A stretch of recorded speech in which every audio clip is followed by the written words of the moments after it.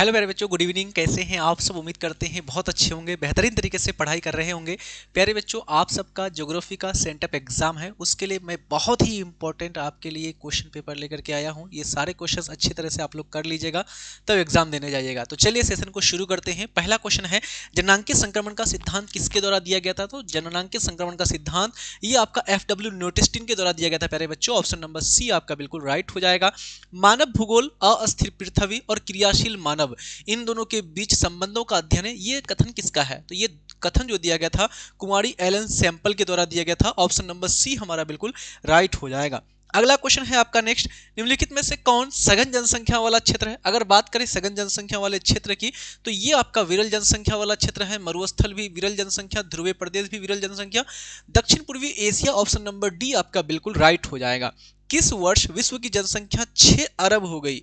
तो प्यारे बच्चों, विश्व की जो जनसंख्या है 1999 को, कब? 1999 को क्या हो गई? 6 अरब यानी कि 600 करोड़ के आसपास हो गई। ऑप्शन नंबर बी बिल्कुल राइट हो जाएगा। क्वेश्चन है आपका, विश्व में सर्वाधिक जनसंख्या संख्या में केंद्रित है, सर्वाधिक जनसंख्या कहां पर केंद्रित है सबसे ज्यादा? तो सबसे ज्यादा जो जनसंख्या है प्यारे बच्चों वो मैदानी यानी समतल क्षेत्रों में आपको मिलता है, मैदानी क्षेत्र में। ऑप्शन नंबर सी आपका बिल्कुल राइट हो जाएगा। किस प्रदेश में रबर के पौधे पाए जाते हैं? तो रबर का जो पौधा है प्यारे बच्चों ये आपका होता है रोपण कृषि के अंतर्गत, रोपण कृषि प्रदेश। ऑप्शन नंबर ए आपका बिल्कुल सही हो जाएगा। अंगूर की खेती कहां पर होती है? अंगूर की खेती कहलाती है, तो अंगूर की खेती सबसे ज्यादा होता है भूमध्य सागरीय क्षेत्र में, और अंगूर की खेती को विटीकल्चर बोलते हैं। क्या बोलते हैं प्यारे बच्चों? विटीकल्चर बोलते हैं। ऑप्शन नंबर बी हमारा बिल्कुल राइट हो जाएगा, सही हो जाएगा। क्वेश्चन है आपका, चावल की खेती संबंधित है, चावल की खेती का संबंध किससे है? तो चावल की खेती का संबंध जो है प्यारे बच्चों ये आपका किससे आ जाएगा? चावल की खेती ट्रक कृषि संबंध ये आपका सब्जी के उत्पादन से है। मिश्रित कृषि में पशुपालन और कृषि दोनों होता है, रोपण कृषि चावल कृषि में नहीं आता है। तो ऑप्शन नंबर डी इनमें से कोई नहीं हो जाएगा, क्योंकि चावल कृषि जो है ये आपका प्यारे बच्चों गहन निर्वाह कृषि में आ जाएगा, खाद्यान्न फसल उत्पादन में आ जाएगा। मानव का प्राचीनतम आर्थिक क्रियाकलाप क्या है? तो प्राचीन काल में प्यारे बच्चों जो मानव है सबसे ज्यादा शिकार करता था, भोजन का संग्रहण करता था, आखेट एवं भोजन संग्रह। ऑप्शन नंबर डी आपका राइट हो जाएगा। एसेन कहां पर है प्यारे बच्चों? एसेन ये आपका पड़ता है कहां पर? जर्मनी में पड़ता है आपका एसेन। एसेन कहां पर पड़ता है? जर्मनी में। ऑप्शन नंबर सी बिल्कुल राइट हो जाएगा। अगला क्वेश्चन है आपका, डैन्यूब जलमार्ग कहां पर स्थित है? तो जो आपका डैन्यूब जलमार्ग है प्यारे बच्चों ये पड़ता है आपका यूरोप में पड़ता है। कहां पर? यूरोप में। ऑप्शन नंबर सी राइट हो जाएगा, डैन्यूब जलमार्ग। सुएज नहर किसको किसको जोड़ता है? सुएज नहर 1869 को खोला गया था, ये लाल सागर को भूमध्य सागर से जोड़ने का काम करता है। ऑप्शन नंबर ए आपका बिल्कुल सही हो जाएगा।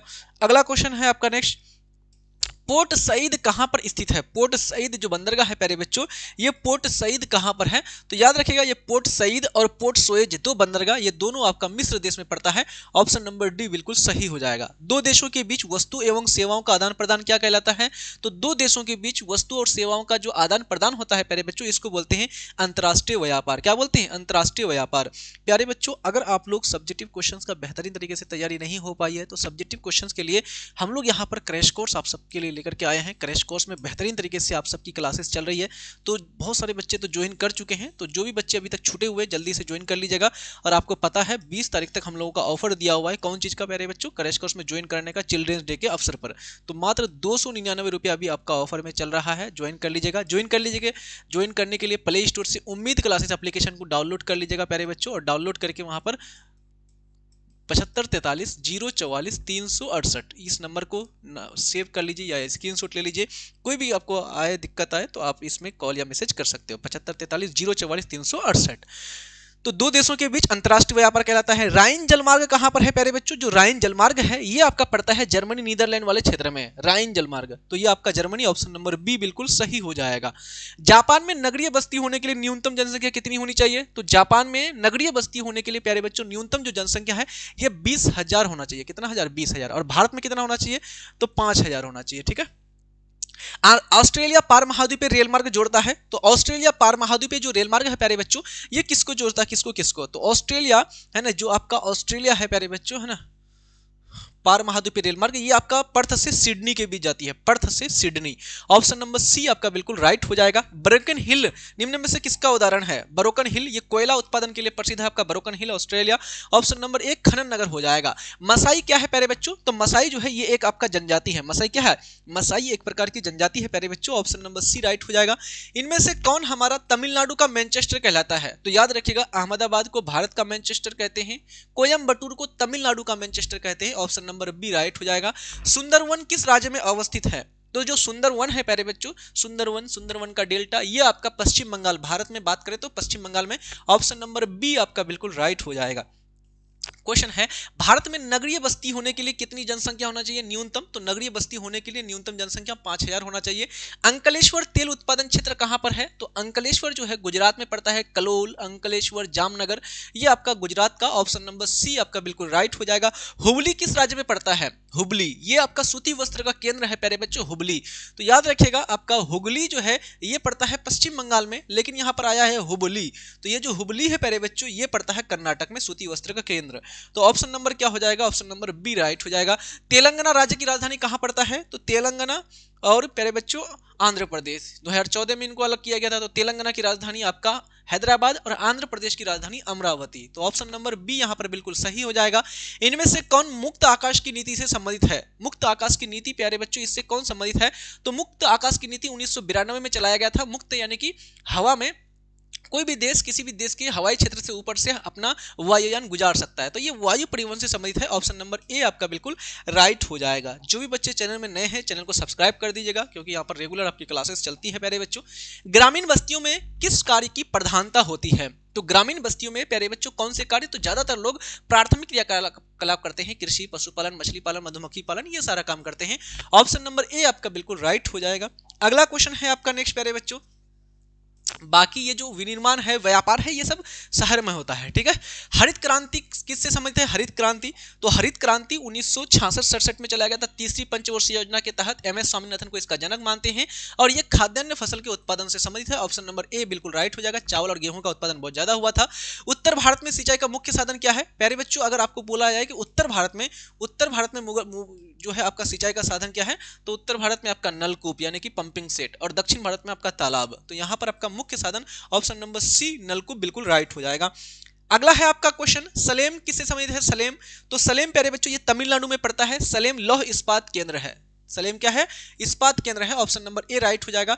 सोना उत्पादन में अग्रणी राज्य कौन है? तो सबसे ज्यादा सोना का जो उत्पादन होता है कोलार खान कर्नाटक में। ऑप्शन नंबर ए आपका बिल्कुल राइट हो जाएगा। सिंगरैनी किसके लिए प्रसिद्ध है? सिंगरैनी, ये जो सिंगरैनी है प्यारे बच्चों तेलंगाना में पड़ता है, कोयला उत्पादन के लिए प्रसिद्ध है। ऑप्शन नंबर ए आपका बिल्कुल राइट हो जाएगा। अगला क्वेश्चन है आपका नेक्स्ट, क्वेश्चन नंबर 33, शोलापुर किस उद्योग के लिए जाना जाता है? हमने कई बार ये क्वेश्चन कराया है। शोलापुर, कोल्हापुर, नागपुर, कानपुर, जब भी पूरा जाए तो ये सूती वस्त्र उद्योग के लिए। ऑप्शन नंबर क्या हो जाएगा? ऑप्शन नंबर डी आपका बिल्कुल राइट हो जाएगा, ठीक है। अगला है बालाघाट मैग्नीज क्षेत्र किस राज्य में स्थित है? बालाघाट, तो जो बालाघाट है प्यारे बच्चों ये आपका बालाघाट और घाटशिला, घाटशिला झारखंड में पड़ता है। बालाघाट मैग्नीज उत्पादन के लिए प्रसिद्ध है, ये मध्य प्रदेश में पड़ता है। ऑप्शन नंबर ए राइट हो जाएगा। सरदार सरोवर परियोजना किस नदी पर है? तो ये नर्मदा नदी पर बनाया गया है सरदार सरोवर परियोजना। ऑप्शन नंबर ए राइट हो जाएगा। अम्लीय वर्षा का संबंध किससे है? तो अम्लीय वर्षा जो होती है प्यारे बच्चों ये वायु प्रदूषण के कारण होता है। किसके कारण? वायु प्रदूषण के कारण होता है। ऑप्शन नंबर बी आपका बिल्कुल राइट हो जाएगा।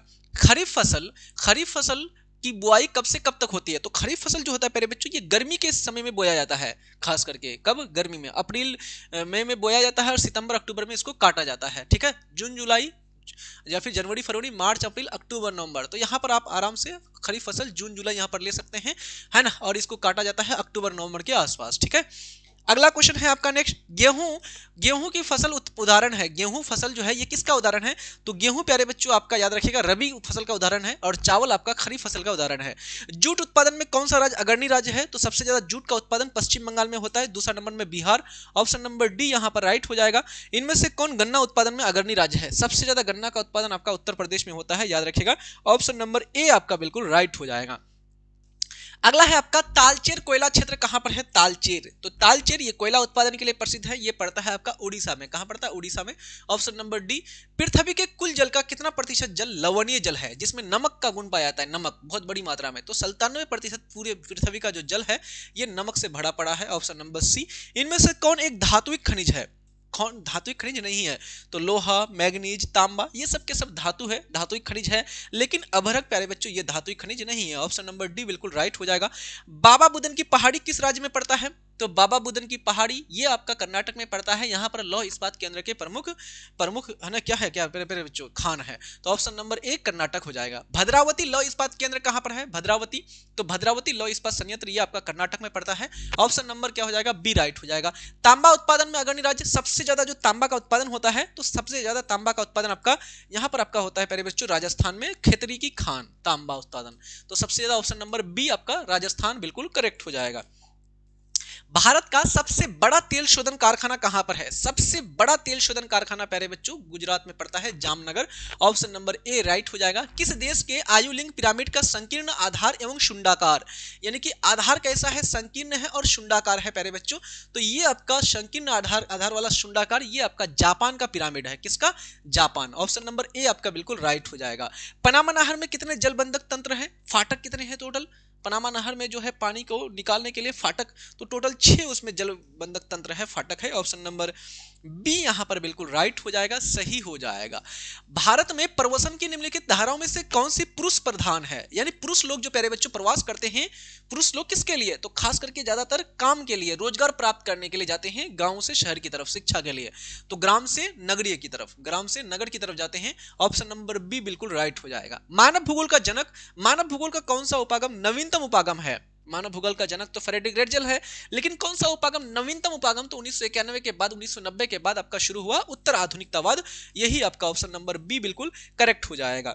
अगला क्वेश्चन है आपका, किस वर्ष भारत में टेलीविजन का प्रसारण शुरू हुआ था? तो टेलीविजन का प्रसारण जो है प्यारे बच्चों सन 1959 में हुआ था। कब हुआ था? 1959। ऑप्शन नंबर ए आपका बिल्कुल करेक्ट हो जाएगा। अगला क्वेश्चन है, किस देश में रेल मार्ग के जाल का सघनतम घनत्व है? रेल मार्गों के जाल का सघनतम घनत्व प्यारे बच्चों तो कहां पर देखने को मिलेगा? संयुक्त राज्य अमेरिका है ना। यहां पर आपका ऑप्शन नंबर सी बिल्कुल राइट हो जाएगा। ठीक है।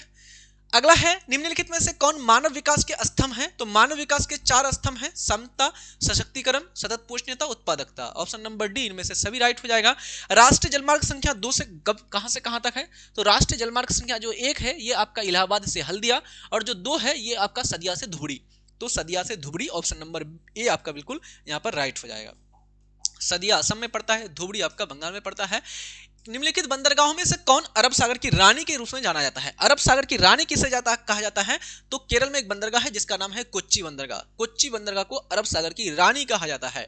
परिवहन का कौन सा साधन दरवाजे से दरवाजे तक सेवा प्रदान करता है? एक घर के दरवाजे से दूसरे घर के दरवाजे तक अगर जाना है तो आपको सड़क परिवहन का प्रयोग करना पड़ेगा, तो आप आराम से गाड़ी के माध्यम से, सड़क के माध्यम से जा सकते हैं। ठीक है।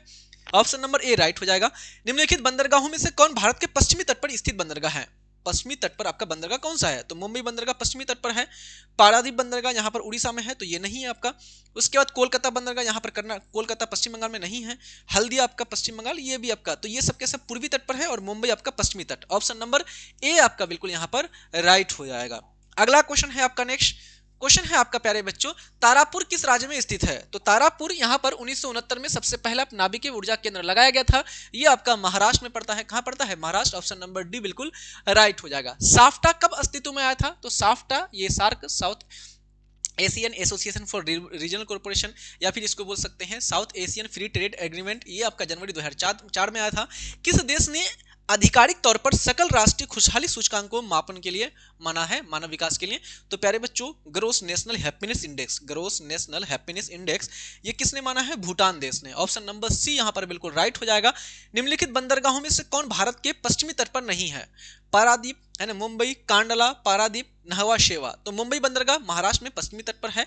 कांडला पत्तन ये आपका गुजरात में पड़ता है, पश्चिमी तट पर है। नहवा शेवा इसी को जवाहरलाल नेहरू पत्तन बोलते हैं, पश्चिमी तट पर है। लेकिन जो पारादीप बंदरगाह है ये उड़ीसा में पड़ता है, जो कि पूर्वी तट पर है। तो ऑप्शन नंबर सी बिल्कुल राइट हो जाएगा।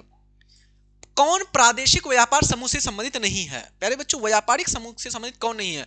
आसियान बिल्कुल है, यूरोपीय संघ बिल्कुल है, सार्क बिल्कुल है, लेकिन संयुक्त राष्ट्र ये आपका नहीं है प्यारे बच्चों, शांति के लिए, व्यापार के लिए नहीं है संयुक्त राष्ट्र। इंदिरा गांधी नहर परियोजना किस राज्य में है? तो इंदिरा गांधी नहर परियोजना ये आपका राजस्थान में पड़ता है। ऑप्शन नंबर ए आपका बिल्कुल राइट हो जाएगा, सही हो जाएगा। अगला है आपका नेक्स्ट कौन एजेंसी स्वर्णिम चतुर्भुज निर्माण एवं रखरखाव हेतु उत्तरदायी है? स्वर्णिम चतुर्भुज जो है गोल्डन ट्रायंगल, दिल्ली, चेन्नई, मुंबई, कोलकाता, इन सबको जोड़ने का काम करता है ये हाईवे। तो ये इसका देखरेख और इसका रिपेयरिंग ये सब कौन करता है? तो भारतीय राष्ट्रीय राजमार्ग प्राधिकरण। ऑप्शन नंबर डी बिल्कुल राइट हो जाएगा। इटारसी उदाहरण है, इटारसी मध्य प्रदेश में पड़ता है, ये परिवहन नगर है, बड़ा सा रेलवे जंक्शन है, तो ये परिवहन नगर का उदाहरण है। ऑप्शन नंबर ए राइट हो जाएगा। कौन इसमें से एक प्राचीनतम नगर का उदाहरण है? वाराणसी, प्रयाग, मदुरई, ये सब के सब प्राचीनतम नगर है। लेकिन जमशेदपुर ये आपका 1907 में यहाँ पर फैक्ट्री लगाया गया। 1907 में TISCO, Tata iron steel company, ये आधुनिक नगर है, औद्योगिक नगर के अंतर्गत आता है। ऑप्शन नंबर बी राइट हो जाएगा। डेसिबल मापन इकाई है, तो डेसिबल प्यारे बच्चों किसको मापने का काम करता है? डेसिबल ये ध्वनि को मापने का काम करता है, ध्वनि प्रदूषण। ऑप्शन नंबर डी बिल्कुल राइट हो जाएगा। भद्रावती का संबंध किससे है? कर्नाटक में पड़ता है भद्रावती, यहाँ पर लौह इस्पात केंद्र है, तो ऑप्शन नंबर ए बिल्कुल राइट हो जाएगा। निम्नलिखित में से कौन रेडियो सक्रिय खनिज है? तो रेडियो सक्रिय खनिज प्यारे बच्चों, आपका रेडियो सक्रिय खनिज कौन सा है? तो याद रखिएगा थोरियम है ना, ये रेडियो सक्रिय खनिज है। यूरेनियम हो गया, थोरियम हो गया, प्लूटोनियम हो गया, ये सब के सब क्या है? रेडियो सक्रिय खनिज है। तो इस प्रकार से प्यारे बच्चों हमने यहाँ पर आपको सारे के सारे बेहतरीन इंपॉर्टेंट क्वेश्चन हमने आपको करा दिया। बाकी सब्जेक्टिव की क्वेश्चन, सब्जेक्टिव क्लास करना चाहते हैं बेहतरीन तरीके से, है ना, तो हमने आपको सब्जेक्टिव क्वेश्चन का क्रैश कोर्स में मात्र 7 क्लास कराया हुआ है। 7 क्लास में आपकी 100% तैयारी, ये 7 क्लास कर लेते हैं तो एक क्वेश्चन आपके बोर्ड एग्जाम में इससे बाहर नहीं आएगा। यहाँ तक कि आपका जो सेंटअप एग्जाम है उसमें भी एक क्वेश्चन भी इससे बाहर नहीं आएगा। बस ये 7 क्लास करना है और ऑब्जेक्टिव का 10 क्लास करना है। कितना क्लास हो गया? 10 से 17 क्लास करना है आपको बेहतरीन तरीके से। एक क्वेश्चन बैंक का क्लास करना है 2009 से 2025 तक का, और 2 स्पेशल सेक्रेट क्लास करना है। मतलब टोटल मिलाकर के एक सब्जेक्ट का 20 क्लास करेंगे तो आपकी तैयारी लाजवाब हो जाएगी। आपका मार्क्स 450 से नीचे आ ही नहीं सकता, लेकिन यह है शर्त कि आपको अच्छी तरह से जो भी क्वेश्चन दिए हैं उन सबको अच्छी तरह से याद कर लेना पड़ेगा। तो उम्मीद है ये सेशन आप लोग को अच्छा लगा होगा।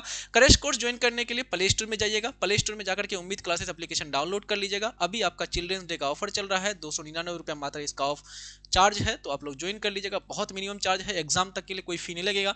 बाकी कोई दिक्कत आए तो 75 43 044 368 इस नंबर पर कॉल या मैसेज कर लीजिएगा। इसको स्क्रीनशॉट रख लीजिए। पढ़ते रहिए आप लोग अच्छी तरह से, हंसते रहिए, मुस्कुराते रहिए। तब तक के लिए जय हिंद, धन्यवाद, bye, take care and love you all.